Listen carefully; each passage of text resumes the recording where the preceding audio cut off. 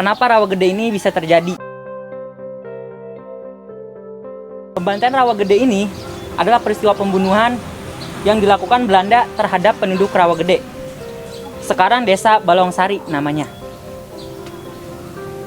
Jadi ketika Belanda menyerang para tentara Indonesia, tentara kita mundur ke pedesaan, lari ke pedesaan bersama-sama orang desa untuk melawan tentara Belanda. Nah, ketika itu pas tokoh nasional Indonesia dicari ke desa Balongsari, itu tidak ditemukan atau masih samar-samar. Jadi tentara Belanda kesal, lalu mengeluarkan semua anak laki-laki, remaja, dewasa sama ayahnya, lalu dibantai oleh tentara Belanda tersebut. Hingga terjadilah monumen Rawa Gede tersebut ini. Lalu pesan saya terhadap para pemuda sekarang, jangan lupakan sejarah ini. Jangan lupakan sejarah ini yang penuh dengan tumpah darah, ingin memerdekakan Indonesia, kita malah leha-leha dan tidak menghargai negara ini. Sejumlah 431 penduduk menjadi korban dalam pembantaian ini.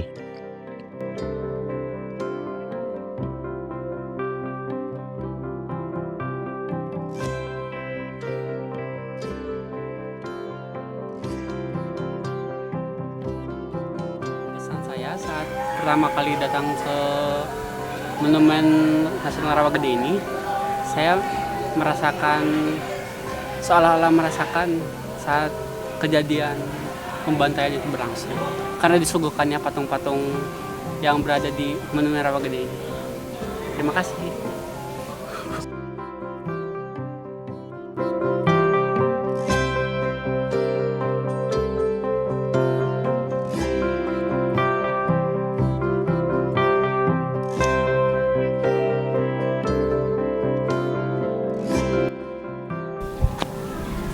Ini adalah kesekian kalinya saya berkunjung ke Monumen Rawa Gede dengan perasaan yang sama, takjub, terharu, penuh prihatin, dan respect. Monumen Rawa Gede ini mengingatkan kita dan sangat berguna untuk kita mengingat kembali akan pahlawan-pahlawan kita terdahulu sehingga kita bisa merasakan kehidupan yang sekarang.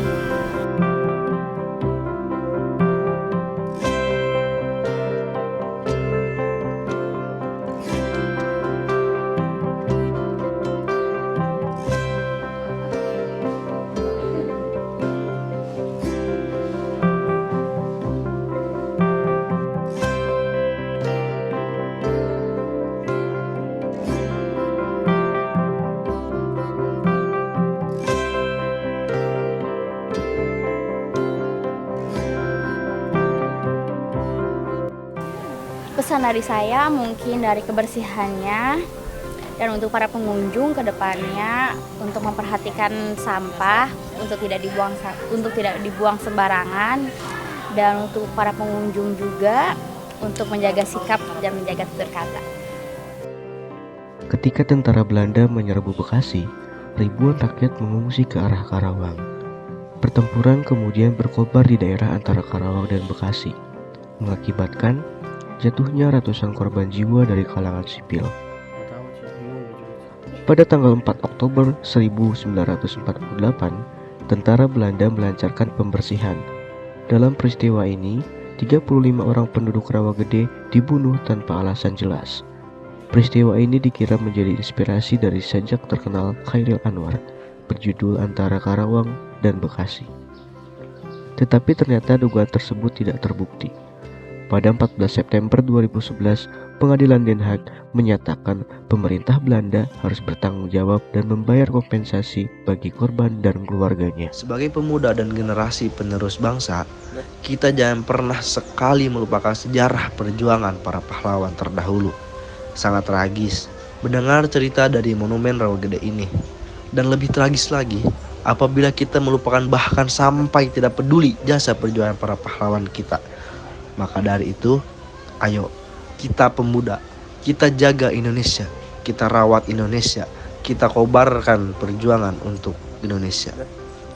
Karena kita telah bersumpah, mengaku bertumpah darah yang satu tanah Indonesia, mengaku berbangsa yang satu bangsa Indonesia, dan menjunjung bahasa persatuan, bahasa Indonesia.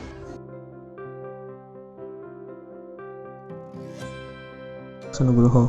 Pesan saya saat mengunjungi Monumen Rawagede adalah sedih. Kenapa sedih? Karena dalamnya banyak makam yang isinya para pejuang yang dibantai oleh para penjajah saat tragedi Rawagede.